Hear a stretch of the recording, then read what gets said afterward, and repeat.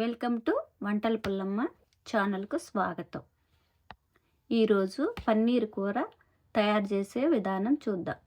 తయారు చేయడానికి కావలసిన పదార్థాలు: 3 స్పూన్ల ఆయిల్, లవంగ, చెక్క, యాలకులు, ఉల్లిపాయలు 2, పచ్చిమిర్చి 4, కొంచెం కరివేపాకు, కొంచెం పసుపు, 2 స్పూన్ల అల్లం వెల్లుల్లి పేస్టు, టమాటాలు 4, పన్నీరు 1/2 కేజీ, జీడిపప్పు 100 గ్రాములు, తగినంత ఉప్పు, కారం, పొడి మసాలా, వాటర్. ముందుగా స్టవ్ వెలిగించి గిన్నె పెట్టాలి. ఆయిల్ వేసి లవంగ, చెక్క, జీలకర్ర, యాలకులు వేసి 2 నిమిషాల పాటు మగ్గిన తర్వాత పచ్చిమిర్చి, ఉల్లిపాయలు,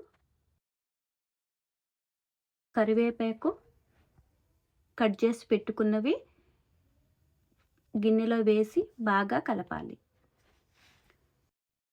కలిపిన తర్వాత కొంచెం పసుపు వేసుకొని బాగా కలపాలి. కొంచెం సేపు మగ్గిన తర్వాత ఒక 5 నిమిషాల పాటు మూత పెట్టి ఉంచాలి. తర్వాత మూత తీసి కలుపుకోవాలి. అల్లం వెల్లుల్లి పేస్ట్ 2 స్పూన్లు వేసి బాగా అడుగంటకుండా కలుపుతూ ఉండాలి, పచ్చివాసన పోయేంత వరకు.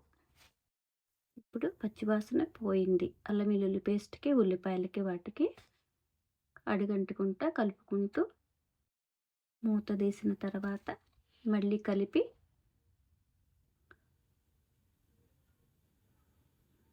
మనం పేస్ట్ చేసి పెట్టుకున్న టమాటాలు, జీడిపప్పు కలిపిన పేస్టు పచ్చివాసన పోయేంత వరకు 10 నిమిషాల పాటు కలుపుకుంటూ ఉండాలి. కలపకపోతే అడుగంటే అవకాశం ఉంది.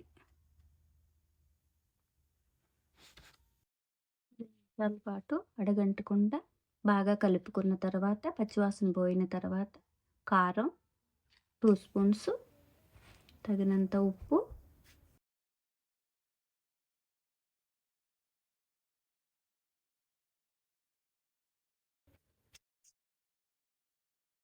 వేసి బాగా కలుపుకోవాలి. కలిసేంత వరకు బాగా కలుపుకోవాలి. కారంది కూడా పచ్చివాసన పోయేంత వరకు స్టవ్ మీద ఉంచే కలుపుకుంటూ ఉండాలి. కొంచెం బాగా మగ్గాక పచ్చివాసన పోయేంత వరకు తర్వాత పన్నీర్ ముక్కలు వేసుకోవాలి.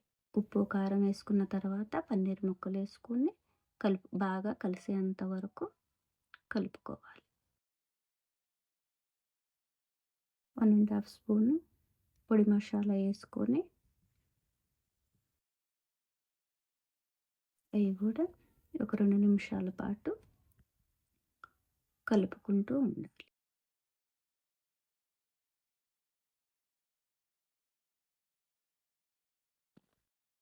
తగినంత వాటర్ పోసుకొని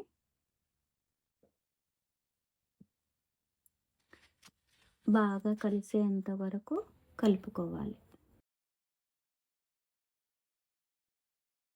ఇప్పుడు వేడి కర్రీ రెడీ అయిపోయింది. ఇప్పుడు దీన్ని చపాతీలోకైనా అన్నంలోకైనా చాలా టేస్టీగా వేసుకొని తింటే చాలా రుచిగా ఉంటుంది.